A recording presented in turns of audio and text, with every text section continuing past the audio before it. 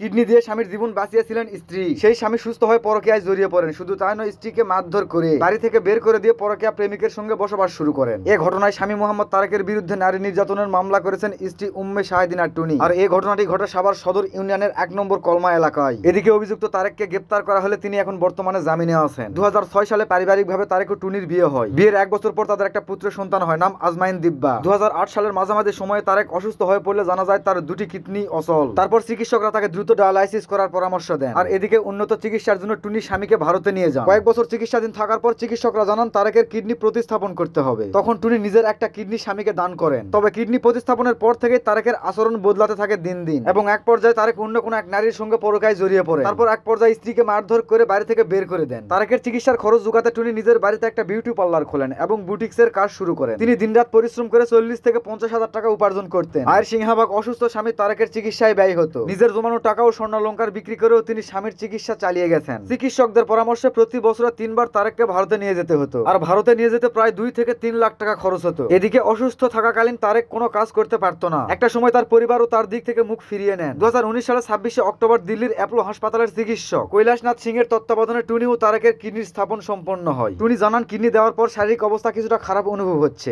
অভিযোগে টুনি আরও বলেন, আইসিইউ থেকে ক্যাবিনে আসার পর থেকেই তিনি তারেকের ভিন্ন রূপ দেখতে পান। টুনির এক খালা অপারেশনের আগে টাকা পাঠাতে দেরি করেছিলেন। এই অজুহাতে তারেক তার সঙ্গে খারাপ ব্যবহার করেন। শুধু এখানেই শেষ নয়, ঢাকায় ফেরার পর তারেক টুনিকে তার উপার্জনের সব টাকা দিতে বলেন এবং শ্বশুর বাড়িতে টাকা নিয়ে আসতেও চাপ দেন। টুনি আরো জানায়, তারেক 1 তালাক প্রাপ্ত নারীর সঙ্গে পরকীয়ায় লিপ্ত ছিলেন। এ বিষয়ে জানতে চাইলে তারেক নির্যাতনের মাত্রা আরো বাড়িয়ে দেন এবং টুনিকে ডিভোর্স দেওয়ার জন্য চাপও দেন। নির্যাতন সহ্য করতে না পেরে টুনি গত 2 ফেব্রুয়ারি সাভার মডেল থানায় একটা অভিযোগ করেন। পরে তারেক মুচলেকা দিয়ে সেই অভিযোগ তুলে নেন। এরপর নির্যাতনের মাত্রা আরো বাড়িয়ে যাওয়ায় টুনি বাবার বাড়িতে আশ্রয় নেন। এরপর গত 22 এপ্রিল তিনি বাদী হয়ে তারেকের নামে আদালতে যৌতুক ও নারী নির্যাতনের মামলা করেন। এদিকে টুনির মা জানান, আমরা আদালতের কাছে তারেকের কঠিন শাস্তির দাবি জানাই, যাতে আর কোনো মেয়ের জীবন এভাবে ধ্বংস না হয়। জামিনে মুক্তি হওয়ার পর থেকে তারেক রয়েছেন পালিয়ে, তাই তার সঙ্গে কথা বলা সম্ভব হয়নি। তারেকের পরিবারের সঙ্গে যোগাযোগ করা হলে এ বিষয়ে কেউ কথা বলতে রাজি হয়নি। এই ছিল আজকের ভিডিও। সো বাঁচতে হলে জানতে হবে আর বিভিন্ন কিছু জানার জন্য আমার চ্যানেলটা সাবস্ক্রাইব করতে হবে। সো না করে দেরি চ্যানেলটা সাবস্ক্রাইব করে ভিডিওতে একটা লাইক করে ফেলি।